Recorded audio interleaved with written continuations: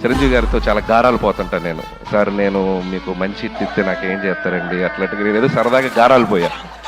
నువ్వు హిట్ ఇవ్వయా అప్పుడు చెప్తారన్నారు.